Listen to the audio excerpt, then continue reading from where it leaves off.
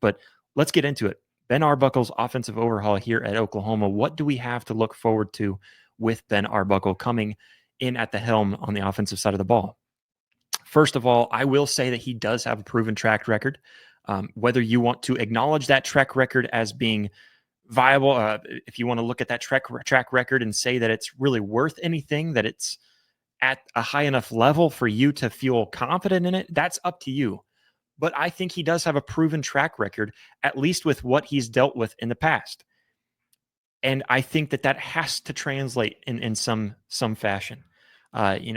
First of all, looking at Arbuckle and what he did at Washington State, he transformed that Washington State's offense into a top-tier unit. And I'm not just talking top-tier in their, I guess if you want to call it a conference in the Pac-2, but he transferred it into a top offense in the nation. I don't care who they went against. I don't care what the resume might be on what defenses they went against, anything like that. I'm just saying that when you look at what they went from and what they went to with Ben Arbuckle at the helm at Washington State as an offensive coordinator, he pulled them into a 12th nationally ranked scoring offense at 36.8 points per game and a 22nd in total offense in 2024. So he ranked in the top 25 offensively in a couple of very good offensive stats in the nation. His 2023 season even saw the Cougars rank up in the 4th in passing offense at 336.8 yards per game, and 35th in total offense back in 2023. That was his first year.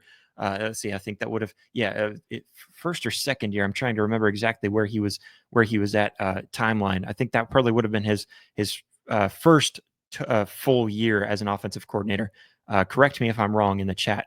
But still, looking at what they were from a season ago, this would have been with guys that are his guys. This would have been in 2023 would have been the first year that really feels like, because I'm feeling like he was there with them in the 2022 season. And I apologize for not writing that down.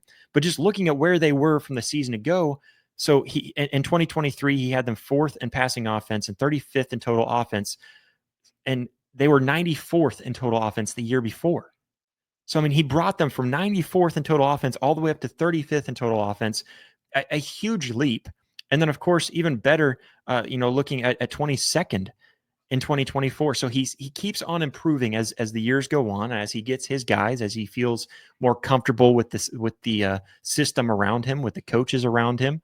There is so much to look at with Ben Arbuckle, and to recognize that he has some sort of proven track record when it comes to what he has done as an offensive coordinator. Again, you can take it for what it's worth that it was at Washington State.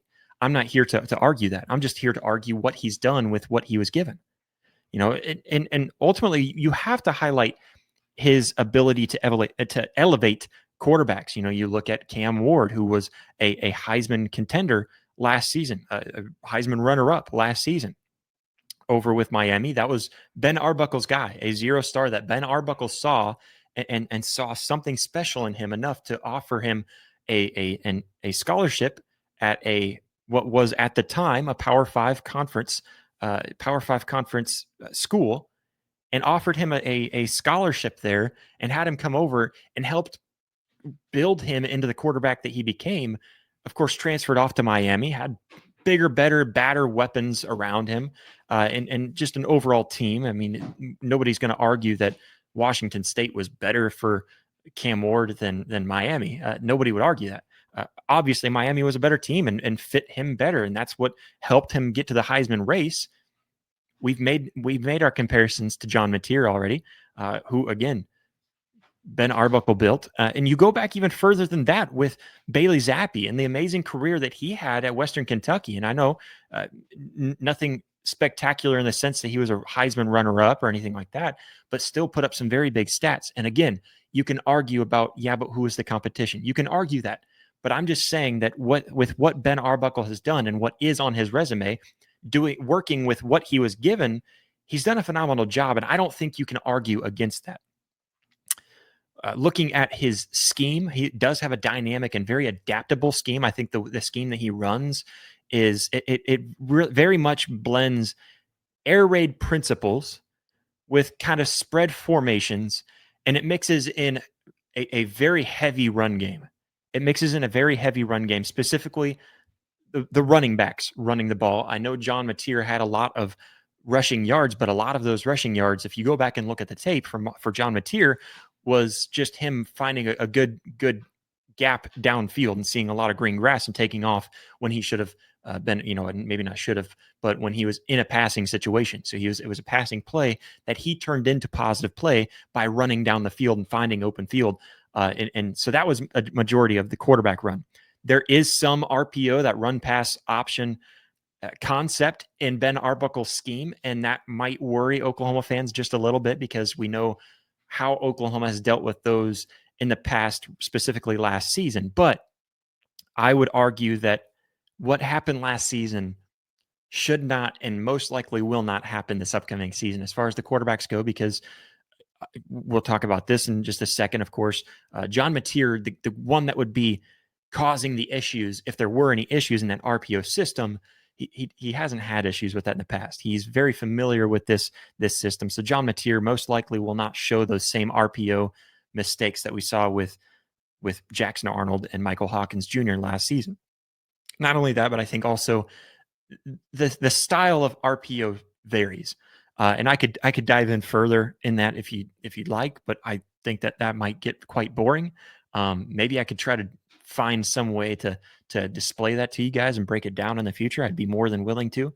But he does have a different type of RPO, and it's hard to explain without kind of showing maybe some examples. But maybe, like I said, maybe I'll try to do that in the future. But he has such a balanced attack. Ben Arbuckle brings a very balanced attack when it comes to. I think when you look back at what the play calls were a season ago for Ben Arbuckle, really in the last 2 seasons as an offensive coordinator at Washington State, he really leans more 55-45 in favor of the run. And I know it seems like he's got an air raid offense, but it just has an air raid scheme look to it. It's very spread out. It's got the speedy, fast, even smaller, speedy, fast, tough receivers out there, which Oklahoma has right now. You've got Deion Burks. Hopefully Isaiah Sategna is fine. Hopefully Giovanni Gibson is healthy, and hopefully we see something from Jaden Gibson. I haven't heard any updates on him. Maybe I can question some people to see if I can get an update there. But overall, Oklahoma does have those speedy and quick, and then also very tough wide receivers, very similar to what we've seen in Ben Arbuckle's systems in the past, which favor those kinds of receivers. It also prioritizes, and Ben Arbuckle has mentioned this several times and even praised OU's offensive line coach Bill Biedenbow for setting this tone. But his system, Ben Arbuckle's system, it really prioritizes the physicality at the line of scrimmage. It's going to force those offensive linemen to create gaps, create a running gap, so that there's wide open gap there. If it's pass protection, it's all about completely keeping your quarterback wide open to options. He has time to pass the ball. It's such a good blocking scheme that we are opening it up and allowing him to find zones to run through if necessary. It's focused around these kinds of things, and he takes a lot of that into factor. And so that's some of the things that I look at with his scheme. Yes, it looks air raid. It feels air raid. It even feels at times very RPO heavy. It's not. It's very balanced. He does mix in the RPO, but again, don't be worried about the RPO because that RPO system has been proven to work in the past. And in fact, it at one point seemed like the most unstoppable offensive scheme. Of course, now defenses have caught up to it. But it did seem at one point one of the most unstoppable schemes in college football, and even made its way to the NFL because of how tough it was. So the physicality, I think, is very important, especially at the offensive line. The physicality of this offensive scheme and the offensive line scheme, and of course, what Bill Biedenbow always wants to push. And I know that some of you have lost faith in him, but hopefully this season proves you wrong. I say hopefully. So they're all of that built together, I think, blends together just fine for transitioning this offense. And I'm talking about Ben Arbuckle's offense into the SEC. I think Oklahoma is built just fine for the SEC. I really do. It's just whether this scheme ends up fitting in the SEC, which I think has proven to be so because there's other schemes. There's Steve Sarkisian runs a very similar scheme. Kirby Smart's offense. I'm drawing a blank on Georgia's offensive coordinator. Their scheme is very similar. Kalen DeBoer, maybe not so much. Maybe not Kalen DeBoer's. He's a little more. At least last season wasn't so much. I'm trying to think of other offensive schemes very similar that have fit in the SEC, but Texas is a very good example. I think Sarkisian's offense is very similar, not quite the same. He doesn't really spread the ball as much. I think he will this season much more. But that spreading it out and making it look like an air raid offense is very good for the running game and for the quarterback run because it's so spread out. There's much more open in the middle of the field for the running back or the quarterback to take off and find some green grass. Another part about Ben Arbuckle that I really enjoy watching, and I think the team obviously enjoys, is just his youthful energy, his connection to the players. He's only 29 years old, I believe. He's very young. He might be older than that. Let me look that up right now because I feel like I might be wrong on that. I remember somebody saying his age. Here you go, Ben Arbuckle. Yeah, 29 years old. That's crazy. So he's only about a year and a half older than me. That's crazy to think about how young he is and how well he fits in with the players. That communication. There's not some sort of a huge age gap right now with him and the players, and that connection is very hard to beat. You think of guys, like with Troy Everett. I think it was Troy Everett. I'm trying to think. There was an offensive lineman that was in an interview not too long ago in spring ball, talking about just how infectious Ben Arbuckle's energy was. And there's been several other players kind of mentioning the same stuff, but he's described as the player's coach. The guy that they could honestly, like, you could go and hang out with this guy and feel like he's one of the guys, but he's also above his age and wisdom as an offensive coordinator. And I think that's proven based on the stats that I just gave you a moment ago. I think his enthusiasm, his energy, his overall ability to really connect with the guys, I think that's really special for Ben Arbuckle and something that can't be seen hardly anywhere else. You think of all the top the top coaches right now, the top coaches, and specifically, head coaches, offensive coordinators, those really any assistant coaches. And I'm not talking about, your grad assistant coaches and all that. I'm talking about your head coaches and your main coaches.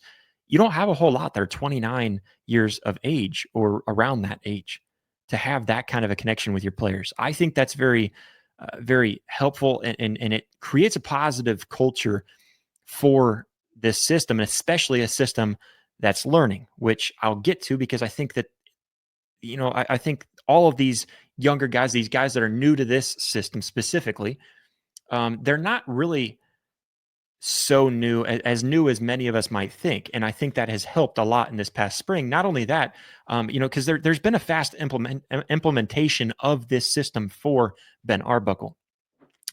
A lot of people, even Brent Venables himself, have come out and saying how impressed they are, that they feel like this system is really progressing faster than what they anticipated and expected it to be during the spring practices here in 2025. With most of this system, it's really been installed, before that spring game or the Crimson Combine.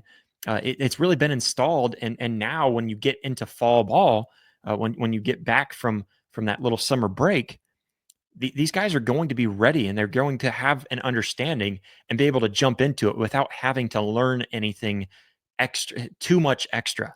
Pretty much everything has already been installed.